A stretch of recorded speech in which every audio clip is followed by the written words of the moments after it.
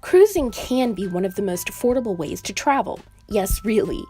But cruise lines do try to nickel and dime passengers, and it's those things which add up very quickly, and before you know it, not so affordable. Hello everybody, welcome back to Passport Pages, and today we're going to give you the best money-saving tips to make your cruise as cheap as possible and avoid a shocking bill at the end of your cruise. Don't forget that we post 3 videos a week, so please subscribe and give us a thumbs up, and let's get into our money-saving tips. You need to start the money-saving process from the moment you book your cruise, and that begins with booking the least expensive cabin. This might seem like an obvious one, but this is actually one of the biggest money-saving tips, as the type of cabin and even location will greatly affect the overall price. Obviously, inside cabins are going to be much cheaper than balcony or ocean view cabins, but they are pretty small and don't have natural light. You don't want to deprive yourself and have a miserable time in the name of getting the cheapest possible passage, so my advice is to find the best priced ocean view porthole cabin, and I cannot stress this enough, book early, at least 9 to 12 months in advance, and you will have no problem finding a cabin option that is both affordable and won't make you feel claustrophobic. So now the big day has arrived and you need to get to the port from your hotel or the airport. Cruise line transfers are going to be much more expensive than a cab or Uber, so skip them if you can. If, however, you're driving to the port, consider looking into a park and cruise hotel, which includes a shuttle to the port. Believe it or not, a night at one of these hotels will be cheaper than parking at the cruise port, so take advantage of this promotion.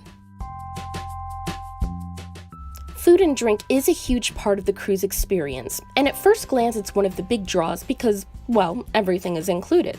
But this is probably the most common budget downfall. While cruises do include quite a bit of food, most have specialty and a la carte restaurants as well, which all have upcharges that are not included in your fare. As we said earlier, these extra charges will quickly add up, and honestly, while they are a bit of a luxury, they're not necessary. The main dining room will have plenty of dining options, and if you're unhappy with your food, most cruises will be happy to accommodate you within reason.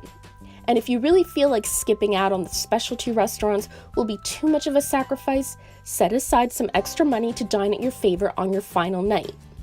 Now, it's not just the food that adds up. Some alcoholic beverages will not be included, so depending on how much you'd like to drink, you might want to buy the drink package before your cruise. Even better, some cruise lines have a free beverage package that's included in the fare, so definitely check if your cruise offers that. And it's not just alcohol that's expensive. Water bottles will be quite pricey as well, so bring a water bottle on board and you can fill it with the ship's filtered water before you leave for all shore excursions. Some cruises will even allow you to bring a case of water on board. The porter will just put a luggage tag on it at the pier, so look into it. This will save quite a bit of money, especially if you're traveling as a group or family. And our last food and drink tip, be very careful about ordering room service. Again, this is dependent on what line you're on, as some cruise lines still offer unlimited free room service, and others will charge up to $10 each time. So yeah, if you're doing that every time you want a late night snack and it's not included, you'll end up with a pretty big charge before you know it. But it's a very nice perk on the ships that do, so it's something to consider when booking. Balcony breakfasts with an ocean view are pretty sweet. Now we'll get away from the ships, so to speak, and look at shore excursions. Very simply, even if you do just a few, they can be very expensive, with an average of $100 each. You should look into your specific cruise line's shore excursion price match policy, which is a guarantee program some lines have, where not only will they match a competitor cruise line's price, but if you find the excursion cheaper online, they'll give you cash to use on your cruise. The catch is you do need to book the excursion before your cruise and complete a form, so be proactive and compare prices and policies in advance. Another money-saving tip, don't eat while you're on your excursion or on shore. Try to plan your day so that you fill up on breakfast before you leave and try to come back in the afternoon for a late lunch. It's the perfect way to break up the day. You can rest a bit and even change before heading back out, and you'll save quite a bit of money. Now back to the ship for some lounging time. Beware that some cruise lines have private areas that charge an extra fee for you to relax in more seclusion. It may take a while, but walk around and scout out your own quiet space to relax. They are there and free, so good luck in your search.